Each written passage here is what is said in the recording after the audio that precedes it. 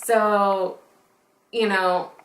as I watched him grow, I started realizing I had been praying for my son all wrong. My name's Ria Mayhew Shermer.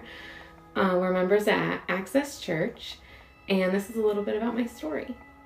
My son Kyle had started asking questions about a year ago this summer, and I got to watch and help him through his salvation. So we have to go back about 2 years.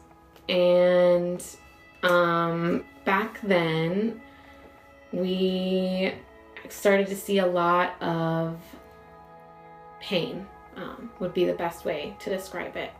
People were sick in the family, and there were scary situations with that. And we had seen a lot of loss over the last year or two. And but he started asking questions about, what happens after people pass away and why everybody was so sad. Because in his world, everybody went to heaven because that's just what he thought. And I wasn't realizing he was really trying to know more about the things I believed in. And instead of embracing that, I just brushed him off. So you're going to fast forward to spring of about 2 years ago. We started going to Bible study, and Buddy started getting fed that way. So, as I watched him grow, I started realizing I had been praying for my son all wrong. It's great that we pray for our kids, but if you're just praying for them and you're not being open, then you're not really feeding them the way they need to be fed. So when my cousin passed away, I made a commitment to pray God's will instead of my will.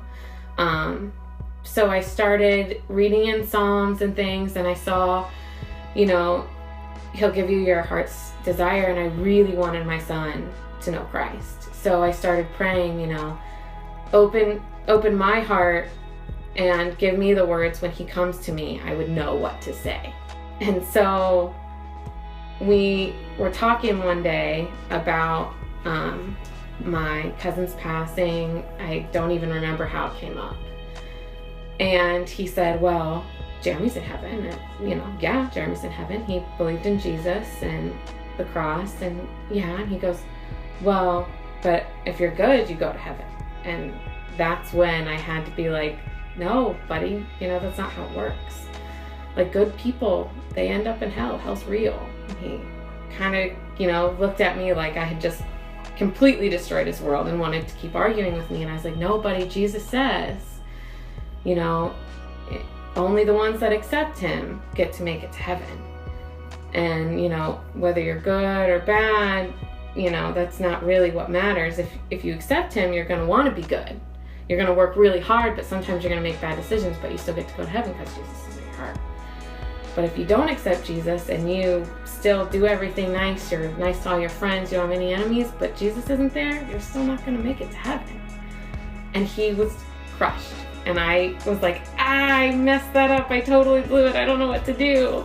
And he just kind of stopped the conversation and started singing what was ever on the radio. And then it was about a month later, not a couple months, we went on with our day. I think it was a Saturday, and we went to Once Upon a Child, and we were buying new jeans because he grows like crazy. We get out in the car, and all of a sudden he goes, Mom, I want to go to heaven. I was like, everybody wants to go to heaven, buddy. And he goes, yeah, but I want to go. I said, well, you have to have Jesus in your heart. Well, I want Jesus in my heart, Mom. I was like, okay. Well, do you know how that happens? Do you know what he did? And he was like, I don't know. So we started having a conversation about that. And I went back to something I learned in youth group. God created us to be with him. Sin came and separated us from God. And then God sent Jesus to take the sin, and he got rid of the sin on the cross with his blood. And now, if we accept the sacrifice Jesus gave, we can be together with God for all eternity. Buddy like really related. He was like, yeah, I get it. Like, you could see it clicked. And he goes, I want to do that. And I want Jesus in my heart right now. How do we do that? And I was like, well, you pray. And he goes, what do I pray? And I was like, I'll help you. I don't really know. So we fumbled through this little prayer of salvation, and I can't even quote it to you because I just kind of was like, okay, God, this is the time where you can do all the talking.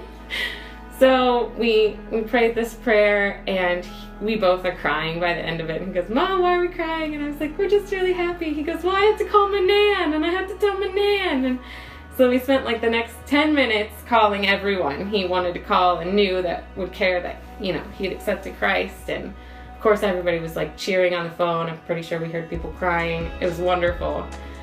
And Buddy's like, well, now what? And I was like, well, you're going to heaven, and the next thing Jesus says to do is to get baptized. So then we spent the next couple minutes talking about baptism. He was like, we can do it right now. I was like, well, it's not something we can do like right this second. I was like, well, we'll go get it planned. And he goes, well, kind of scared to go underwater.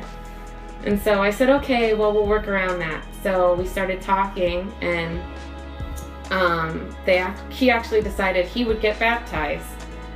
As long as Big Kyle, my husband, his stepdad, got baptized with him.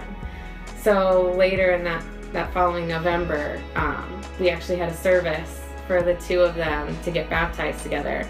And it was really cool to get to watch the two men that mean the most in my life come to Christ and know that forever we're going to be together. And to just see two men that didn't know Christ come to Christ, come to Christ with me around, because I hadn't really got to experience that. I've had friends that have accepted Christ, and it's like, yay, because you're teenagers, or I'd grown up in church and I'd seen it all the time, but to have my life affected so closely was the coolest, most Jesus magic ever.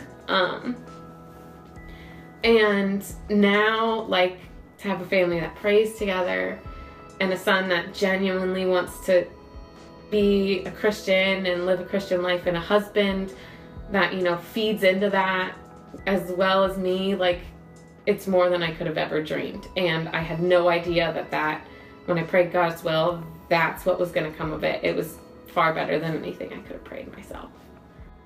And that's my story.